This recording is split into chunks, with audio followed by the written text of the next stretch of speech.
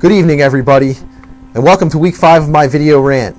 I got 8 comments to discuss, so I'll get right into that. First up, we have Ducks fan who writes, "Great rankings analysis this week, the best on the internet. One note on the Ducks, if Ryan Carter's bruised forearm suffered tonight doesn't keep him out, he could be the answer to the Ducks' need for a second-line scoring center. He's quick, big, gritty, has good hands, and knows how to find the net.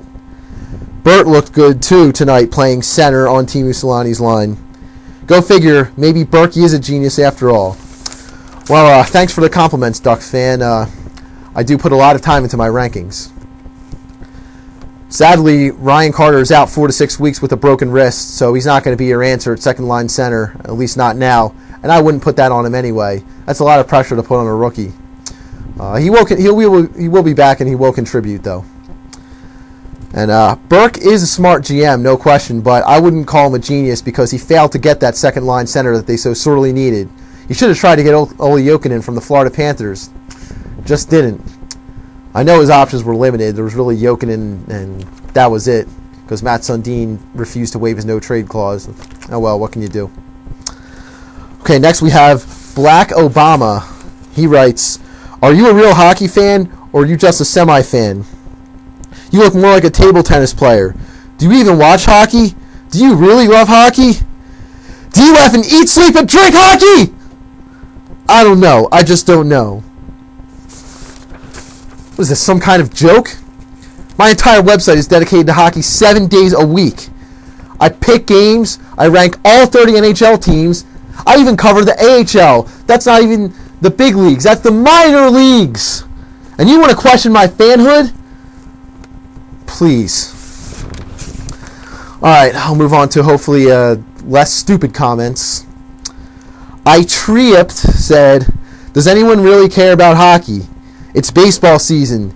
P.S. Why would you ever pay 99 cents for a single cheeseburger instead of upgrading to a double for 1 more cent?" Alright, Mr. I Tripped. Yeah, there's people that care about hockey. You ever hear of Canada? And you say it's baseball season. It's not quite baseball season yet. Yeah, we're in spring training, but those games haven't even started yet, let alone the regular season. That's not till April. It's not baseball season yet, buddy. Sorry to burst your bubble. And as for their McDonald's question, I'm assuming it's McDonald's because they have the double cheeseburger just 1 more cent higher than a cheeseburger. I think it's their fault for making prices like that. They're overvaluing the cheeseburger, obviously. It's 1 patty. The double cheeseburger is 2. If it's only half as many patties, shouldn't it be half the price? I say McDonald's, make the cheeseburger only 50 cents. Fix your mistake. Alright, next up we have a guy named Dewey Smells who writes, "Really bad, just as bad as the Flybabies." You spelled bad wrong, B-A-S. Nice job there. "Use some deodorant and start predicting the Flyers to sink to the bottom." Alright, first of all, Mr. Dewey Smells, that's incorrect because I use Tag body spray virtually every day. And on special occasions, I use my favorite fragrance, the delicious Bulgari Aqua, and I shower every day. So, no, I do not smell. And I don't think the Flyers are going to get to the bottom. I ranked them 20th this week, which is the worst they've been all season. They're going to go up, up, up. I guarantee it. But no money back if you bet on that, though. Sorry. Okay, next up, Ducks fan writes again. Damn, you like the site. "Dewey, with all due respect, Selanne isn't the Ducks' most important UFA. Is the most important, not Doug Weight, whose absence the past 5 weeks hasn't even been noticeable if you were looking. Also, it's time to drop Detroit from number 1, and the Devils at number 3 is a gross overrating. No team in the East should be higher than 5th. Man, Ducks fan, you're always bashing the East. I think the West might be a better conference, but you got to give New Jersey their due, man. I mean, I hate the Devils, but they've gotten a point in 9 straight games, so you think the East might be inferior, sure, but the Devils are taking care of business. They're hot.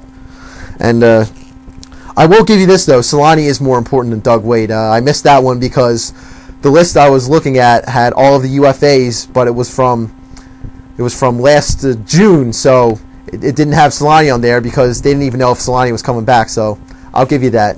Selanne is more important. As for Detroit, if Dallas passes them, I'll drop them.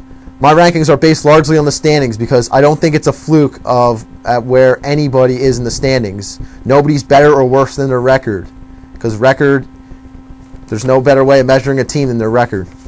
That's just my opinion, though. You might think differently. All right, next up we have our old buddy from last week's back. Ensby trading me in all their leagues said, Chucks to be Tep at Delaware. Go Muck president. I don't think that guy actually participated in that interview. All right, well, for anyone who didn't see my homepage over the last 2 days, the former president of my fraternity, Josh Stotman, was featured in an interview on collegehumor.com for a now famous picture that he took last St. Patrick's Day. He wore 4 green popped collar polo shirts, and now everybody on the internet thinks he's the biggest douchebag. And in fact, I guess College Humor agrees because they interviewed him. Well, I'll have to tell you, Mr. Ensby trading me in all dare leagues, Josh actually was contacted by College Humor. He sent the entire fraternity an email with that.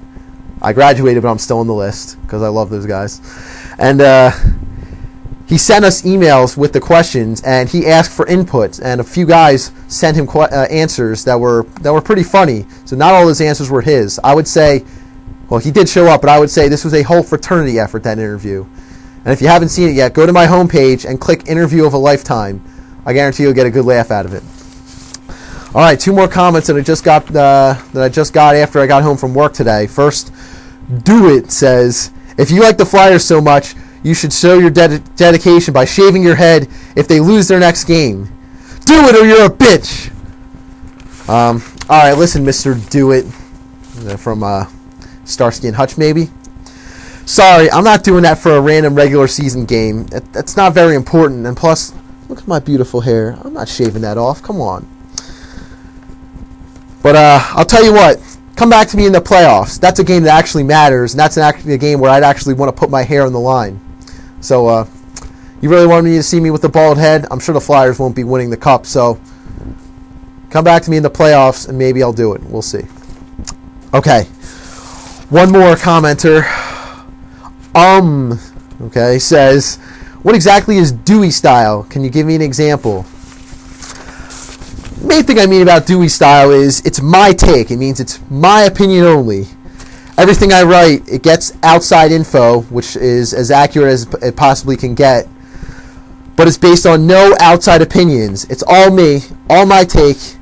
You get what I think, and only what I think, not what anyone else thinks.